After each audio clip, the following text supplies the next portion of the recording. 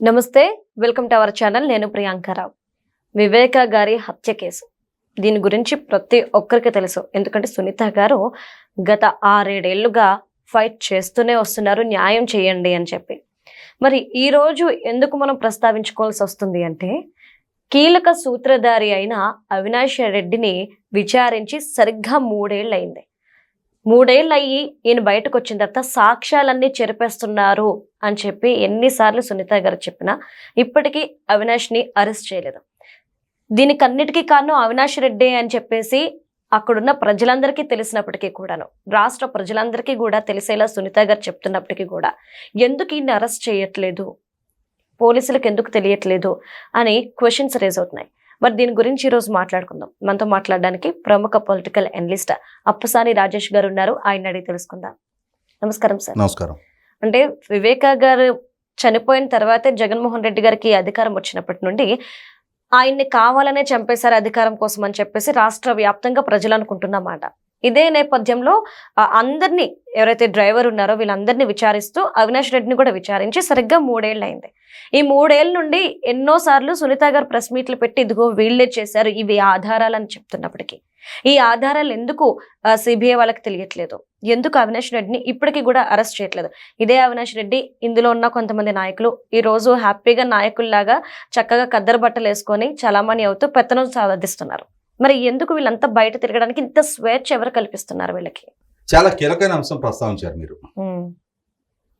2023 జనవరి 28వ తారీఖు రోజు వివేకానంద రెడ్డి గారి హత్య కేసులో సూత్రధారిగా ఎవరు భావిస్తున్నారు, ఎందుకు భావిస్తున్నారు అనేది కూడా ఇక్కడ చర్చనీయాంశం. 2019 మార్చి 15 మాజీ మంత్రి, మాజీ ఎంపీ, మాజీ ముఖ్యమంత్రి రాజశేఖర రెడ్డి గారికి స్వయాన తమ్ముడు, నాటి ప్రధాన ప్రతిపక్ష నాయకుడు జగన్మోహన్ రెడ్డి గారికి స్వయాన చిన్నాన్న వివేకానంద రెడ్డి గారు కాలం చేశారు అని చెప్పని ఉదయాన్నే మనం టీవీల్లో వార్తల్లో చూసాం.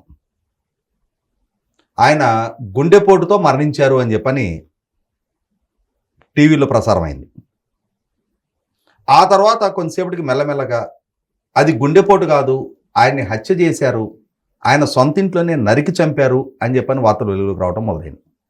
ఆయన గుండెపోటుతో మరణించారని చెప్పని నేను చెప్పలా, సాక్షాత్తు వివేకానంద రెడ్డి గారు అన్న కొడుకు జగన్మోహన్ రెడ్డి గారి కుటుంబ యాజమాన్యంలో ఉన్న సాక్షిలో మొట్టమొదటిగా ప్రసారం చేశారు. వాళ్ళ పార్లమెంటరీ పార్టీ నాయకుడు విజయసాయి రెడ్డి ప్రెస్ మీట్ పెట్టి వివేకానంద రెడ్డి గారు గుండెపోటుతో మరణించారని చెప్పారు. కానీ వాస్తవం దానికి భిన్నంగా ఉంది. అరే ఇదేంటి, ఆయన హత్యగావించబడ్డారంటున్నారు, మరి సాక్షులనేమో గుండెపోటు అని చెప్పని ప్రసారం చేశారు, వాళ్ళ పార్లమెంటరీ పార్టీ నాయకుడు విజయసాయి రెడ్డి ఏమో గుండెపోటు అని చెప్పని మీడియాకి చెప్తా ఉన్నాడు. ఇలా ఎందుకని? వాళ్ళప్పుడు ప్రతిపక్షంలో ఉన్నారు. ఏప్రిల్ 11వ తారీఖు అసెంబ్లీ ఎన్నికలు రాబోతా ఉన్నాయి. మార్చి 15 ఈ సంఘటన జరిగింది. అంటే ఇంకొక 27 రోజుల్లో ప్రజల చేత ఓట్లు వేయించుకోవడానికి ప్రజల దగ్గరికి వెళ్తున్న ఒక రాజకీయ పార్టీ తమ కుటుంబ సభ్యుడు హత్యగావింపబడితే సహజంగా దాన్ని తమకు అనుకూలంగా మలుచుకునే ప్రయత్నం చేస్తారు. కానీ అటువంటి అవకాశం కళ్ళ ముందు ఉన్నా కూడా ఎందుకు వీళ్లే వాస్తవాన్ని వక్రీకరించే ప్రసారం చేశారని చెప్పని అందరికి కూడా కొంచెం అనుమానం కలిగింది. కానీ అది ఎప్పుడైతే హత్య అని చెప్పని అందరికి తెలిసిందో వెంటనే నాలుగు మడతేసి చూసారా మా చిన్నాయన్ని చంద్రబాబు నాయుడు ప్రభుత్వ హయాంలో దారుణంగా నరికి చంపారు, ఆయన బెడ్రూమ్లో ఉంటే బెడ్రూమ్లోని చీడ్చుకొచ్చారు, గొడ్డలతో నరికారు, ఈ కమ్ముడి దగ్గర ఇట్లా పడేశారు, అట్లా చేశారు, ఇట్లా చేశారని చెప్పని తానే అక్కడ ప్రత్యక్షంగా నిలబడి సంఘటన మొత్తాన్ని లైవ్ స్ట్రీమింగ్లో చూసినట్టుగా జగన్మోహన్ రెడ్డి గారు మీడియాకి చెప్పారు. మరుసటి రోజు వాళ్ళ సాక్షి పత్రికలో చంద్రబాబు నాయుడు గారిని ఒక రక్త పిపాసుగా చిత్రీకరిస్తా ఆయన మార్ఫింగ్ ఫోటో పెట్టి ఆయన చేతిలో ఒక కత్తి పెట్టి నారాసుర రక్త చరిత్ర అని చెప్పని చంద్రబాబు నాయుడు గారే కుట్ర పన్ని ఈ హత్యను అమలు చేసినట్టుగా ప్రచురించారు. ఆ తర్వాత ఎన్నికల్లో దాన్ని ఒక ప్రచారాస్త్రంగా మలుచుకున్నారు. జగన్మోహన్ రెడ్డి గారు, ఆయన తల్లి విజయలక్ష్మి, ఆయన చెల్లెలు షర్మిల వీళ్ళందరూ కూడా చంద్రబాబు నాయుడు గారి పాలనలో తమ చిన్నాయన్ని చంపించారు అని చెప్పని ప్రచారం చేసుకున్నారు. ఎన్నికల్లో సానుభూతి రప్పించుకున్నారు. ఓట్ల వర్షం కురిసింది. ఆయనకి అధికారం దక్కింది. అధికారం దక్కిన తర్వాత సహజంగా అరే వాళ్ళ చిన్నాయన కదా చంపేయబడింది, చంద్రబాబు నాయుడు చంపించారని వీళ్ళు ఆరోపణ చేశారు కదా. కాబట్టి ఇప్పుడు ఈయన అధికార బాధ్యతలు చేపట్టగానే ఆ కేసును లోతైన విచారణ జరిపించేసి అసలు బాధ్యులు ఎవరినో వాళ్ళని వెలుగులోకి తీసుకొచ్చి వాళ్ళకి శిక్షలు పడేట్టు చేస్తారని ఆశించారు. కానీ చంద్రబాబు నాయుడు గారి ఆ మిగిలిన పదవీ కాలంలో, ఎందుకంటే మార్చి 15 సంఘటన జరిగింది, అప్పటికే కోడ్ ఆఫ్ కండక్ట్ అమల్లోకి వచ్చింది.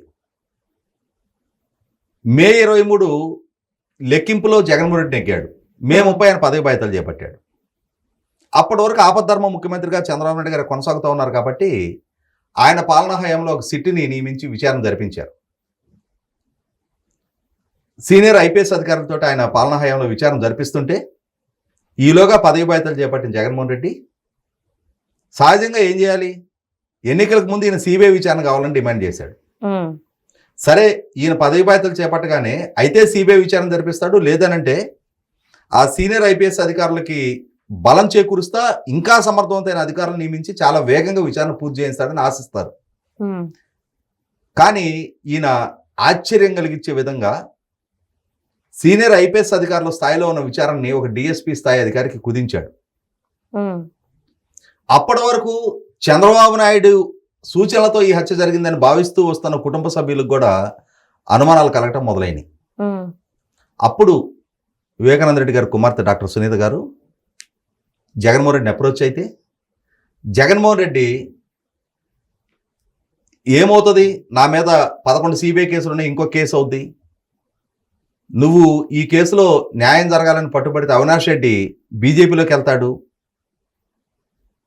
అంటే కేసు విచారణ గురించి నువ్వు పట్టుబట్టొద్దు అని చెప్పని కేసు విచారణ నీరు గార్చుతున్నాము, దాన్నే కొనసాగించనివ్వు, నువ్వు ఈ విచారణ మూలాల్లోకి వెళ్ళి విచారణ జరగాలి, సూత్రధారులు పాత్రధారులు వెలికి తీయబడాలి అని అంటే నువ్వు పెద్దగా చేయగలిగేది ఏం లేదు అని చెప్పని వివేకానంద రెడ్డి గారి కుమార్తె డాక్టర్ సునీత గారిని హెచ్చరించిన మేరకు ఆమె ఇతని పాలనా హయాంలో ఈ కేసుకు న్యాయం జరగదని ఒక నిర్ధారణకు వచ్చి గౌరవ హైకోర్టుని అప్రోచ్ అయ్యి గౌరవ హైకోర్టు ఆదేశాలతో సిబిఐకి విచారణ అప్పచెప్పడం జరిగింది. ఆ తర్వాత సిబిఐ విచారణ మొదలుపెట్టిన తర్వాత కానీ సిబిఐ విచారణ మొదలుపెట్టే నాటికి జరిగిందేంటి, ఈ సంఘటన జరిగినప్పుడు ముందుగానే అక్కడ సహజమరణంగా చిత్రీకరిస్తూ ఫోరెన్సిక్ అండ్ సైంటిఫిక్ ఎవిడెన్సెస్ మొత్తం ట్యాంపర్ చేయడం మొదలుపెట్టారు. రక్తపు మడుగులన్నీ కడిగిచ్చేశారు, ఆయన బాడీకి కుట్లేశారు, కట్లు కట్టారు, దాన్ని సహజమరణంగా పోర్ట్రేట్ చేసే ప్రయత్నం చేశారు. కానీ డాక్టర్ సునీత గారు పట్టుబట్టి పోస్ట్ మార్టం చేయించిన మేరకు అది హత్య అని చెప్పి నిర్ధారణ అయింది. నిర్ధారణ అయిన తర్వాత విచారణ నీరుగార్చే ప్రయత్నం చేశారు. అక్కడి నుంచి అనుమానాలు ప్రబలటం మొదలైంది. అసలు వీళ్ళు ఎందుకు చేస్తున్నారు ఇట్లా? అవినాష్ రెడ్డి తండ్రి దేవిరెడ్డి శివశంకర్ రెడ్డి లాంటి వాళ్ళు సిబిఐ విచారణలో తేడతలమైంది ఏంటి అంటే అక్కడ సాక్ష్యాలు వీళ్ళే చెరిపేశారు, రక్తపు మడుగులన్నీ వీళ్ళే కడిగేశారు. అక్కడ వీడియో షూట్ చేసుకుంటున్న సిఐ శంకరయ్యని ఇది హత్య అని చెప్తే నేను చంపేస్తామని బెదిరించారని చెప్పని అతను సిబిఐకి వాంగ్మూలం ఇచ్చాడు. వాస్తవంగా ఈ హత్య జరిగిన తరంలో ప్రభుత్వం అతను సస్పెండ్ చేసింది, చంద్రబాబు నాయుడు గారి ప్రభుత్వం. కానీ జగన్ రెడ్డి తాను అధికారంలోకి రాగానే అతను సస్పెన్షన్ రివోక్ చేసేసి అతనికి ప్రమోషన్ ఇచ్చారు. దాంతో కుల్లం అర్థమైపోయింది ప్రజలకి అసలు సూత్రధారులు ఎవరు, ఈ హత్యకి బాధ్యులు ఎవరు, చేసిన వ్యక్తులు ఎవరు అనేది కూడా సిబిఐ ద్వారా వెలుగులోకి రావటం మొదలైంది. అప్పుడు అదే కేసులో అక్యూజ్డ్గా ఉన్న దస్తగిరి అతను సిబిఐకి అప్రూవర్గా మారాడు. అతను పులివెందుల మేజిస్ట్రేట్ గారి ముందు సిఆర్పిసి 164 స్టేట్మెంట్ ఇచ్చాడు. అసలు సూత్రధారులు ఎవరు, పాతదారులు ఎవరెవరము, ఈ హత్య చేయడానికి మాకు ఎంత డబ్బు ఆఫర్ చేశారు, అందులో నాకు వ్యక్తిగతంగా ఎంత ఇస్తానన్నారు, అందులో నాకు అడ్వాన్స్గా ఎంత ఇచ్చారు అనే వాస్తవాలు అతనే స్వయంగా మేజిస్ట్రేట్ గారి ముందు చెప్పాడు. అక్కడితోటి ఈ వైఎస్ అవినాష్ రెడ్డి నాటి నేటి కడప ఎంపీ, వాళ్ళ నాయన వైఎస్ భాస్కర్ రెడ్డి, వీళ్ళందరి ప్రమేయం నిర్ధారణ అయింది. అవును. అలా నిర్ధారణ జరిగిన తర్వాత కూడా 2019 మార్చి 15 హత్య జరిగితే 2023 జనవరి 28 నేటికి సరిగ్గా 3 సంవత్సరాల నాడు, అంటే హత్య జరిగిన 4వ సంవత్సరంలో అప్పుడు అవినాష్ రెడ్డిని సిబిఐ విచారణకు పిలిచింది. విచారణకు పిలిచిన తర్వాత కూడా అతనికి సంబంధించిన స్పష్టమైన సాక్ష్యాధారాలు, కాల్ రికార్డ్స్తో సహా, అలాగే గూగుల్ టేక్అవుట్ పరిజ్ఞానంతో హత్యకు ముందు ఈ సూత్రధారులు పాతదారులు ఎవరెవరు ఎప్పుడెప్పుడు ఎక్కడెక్కడ ఏ టైంలో ఎంతసేపు సమావేశం జరిపారు, హత్య జరిగిన తర్వాత ఎవరెవరు ఎక్కడెక్కడ కలిశారు, హత్య జరిగిన తర్వాత అవినాష్ రెడ్డి నుంచి ఎవరెవరికి ఏ టైంలో ఫోన్ కాల్స్ వెళ్ళాయి, ఏ టైంలో ఎంతసేపు అతను ఏ నెంబర్తో సంభాషించాడు అనే స్పష్టమైన సాక్ష్యాధారాలు మొత్తం ఎదురుపెట్టి ప్రశ్నించడం మొదలుపెట్టిన తర్వాత అప్పటికి ఈ వైఎస్ అవినాష్ రెడ్డి ప్రమేయం, కడప పార్లమెంటు టికెట్ వివేకానంద రెడ్డి గారు శర్మ గారికి ప్రతిపాదిస్తున్న నేపథ్యంలో తమకి టికెట్ లేకుండా ఎక్కడ పోద్దనే ఉద్దేశంతో ఈ హత్యకు పాల్పడ్డట్టుగా ఒక అంచనాకి సిబిఐ రావడం జరిగింది. అటువంటి స్థితిలో 1-2 సార్లు ఇతను విచారించిన తర్వాత ఇతన్ని ఇంక అరెస్టు చేస్తారు అనుకుంటున్నప్పుడు సిబిఐ విచారణకి నోటీస్ ఇచ్చి పిలిస్తే విచారణకి వస్తున్నాను అని చెప్పి లాస్ట్ మినిట్లో స్కిప్ చేసేసి అతను హైదరాబాద్ నుంచి వెనక్కి వెళ్ళిపోతుంటే వెంబడించిన సిబిఐ బృందానికి కర్నూలు విశ్వభారతి హాస్పిటల్ దగ్గర ఒక హంగామా సృష్టించారు. వాళ్ళ అమ్మకి గుండె జబ్బు వచ్చినట్టు, ఆమెను పరామర్శించడానికి ఆ హాస్పిటల్ అవినాష్ రెడ్డి వెళ్ళినట్టు, అక్కడ వందలాది మంది పులివెందుల నుంచి వాళ్ళ అనుచరులను సమీకరించి వాళ్ళ చేత సిబిఐ అధికారులని బాహాటంగా హెచ్చరికలు చేయించారు. సిబిఐ అధికారులు ఇక్కడికి వస్తే వాళ్ళ అంతు తెలుస్తాం, వాళ్ళని నరికేస్తాం, పొడి చేస్తామని చెప్పని. అంటే దేశ అత్యున్నత విచారణ సంస్థ సిబిఐని బెదిరించి ధిక్కరించే స్థాయి సాహసానికి వాళ్ళు ఒడిగట్టగలిగారు. సరే, ఒడిగట్టారు. చివరికి కోర్టుకు వెళ్ళారు. ఇష్యూ సుప్రీంకోర్టుకి వెళ్ళింది. సుప్రీంకోర్టుకి వెళ్ళిన తర్వాత ఇతనికి హైకోర్టు ఒక ఆదేశాలు ఇచ్చింది సిబిఐకి, ఇతన్ని మీరు అరెస్ట్ చేసుకోండి, కానీ వెంటనే 5 లక్షల పూచీకత్తు మీద అతను విడుదల చేసేసేయండి, బెయిల్ ఇచ్చేసేయండి. ఈ ఆర్డరు, ఈ ప్రొసీడింగ్ చూసి సుప్రీంకోర్టు విస్తుపోయింది. ఇలాంటి ఉత్తర్వులు కూడా ఇస్తారా? ఒక హత్య కేసు విచారణ అక్యూజ్డ్ని ఇలా అరెస్ట్ చేసి అలా పంపించేయండి అని చెప్పని. అంటే ఇక్కడ వ్యవస్థలు ఎంతగా కాంప్రమైజ్ అయినాయి, కొల్యూడ్ అయ్యాయి అనేది అర్థమవుతా ఉంది. ఈ నేపథ్యంలో రేపు మార్చి 15 నాటికి వివేకానంద రెడ్డి గారి హత్య జరిగి 7 సంవత్సరాల కాలం పూర్తవుతుంది. డాక్టర్ సునీత గారు ఇప్పుడు కూడా సుప్రీంకోర్టులో పోరాటం చేస్తూనే ఉన్నారు. విచారణలో ఇంకా వెలికి తీయాల్సిన అంశాలు చాలా ఉన్నాయి. చాలా మంది ప్రమేయం నిర్ధారణ కావాల్సి ఉంది. విచారణ ముగించేసినట్టుగా కనుక భావించిన పక్షంలో అసలు సిసలు సూత్రధారుల ప్రమేయం నిర్ధారణ కాకుండానే వాళ్ళు పెద్ద మనుషులుగా చలామణవుతారు. ఇంతటి స్థాయి ఉన్న వ్యక్తినే ఇంత దారుణంగా హత్య చేసిన వ్యక్తుల ప్రమేయం స్పష్టంగా నిర్ధారణ కావాల్సి ఉన్న నేపథ్యంలో అసలు కోణాల్లో ఈ అనుమానాలను నివృత్తి చేయడం కోసం ఇంకా విచారణ జరపాల్సింది అని చెప్పని 7 సంవత్సరాల కాలం పూర్తిగా వస్తున్న సందర్భంలో కూడా విచారణ కొనసాగించాలా, విచారణ ముగించాలా, విచారణ ఇక్కడి నుంచి ఇంకా ఏ అంశాల్లో విచారణ కొనసాగించాల్సి ఉంది అన్న అంశమే ఇంకా విచారణ జరుగుతూ ఉంది. అంటే ఈ విచారణ ఎప్పటికీ ఒక కొలిక్కి రావాలి, ఎప్పటికీ సూత్రధారుల ప్రమేయం నిర్ధారణ కావాలి. ఇవన్నీ చూస్తుంటే ఏమనిపిస్తుంటుంది, చట్టం ముందు న్యాయం ముందు అందరూ సమానమే అని చెప్పని మనం చాలా గొప్ప స్లోగన్స్ ఇచ్చుకుంటాం. కానీ వాస్తవ రూపంగా చట్టం ముందు న్యాయం ముందు డబ్బు, అధికారం, హోదా, పరపతి ఉన్న వాళ్ళకి, అంగబలం, అర్ధబలం ఉన్న వాళ్ళకి ఒక రకమైన న్యాయం దక్కుతుంది, సామాన్యుడి విషయంలో ఇంకొక రకమైన న్యాయం దక్కుతుంది అనేది నిర్ధారణ అవుతుంది.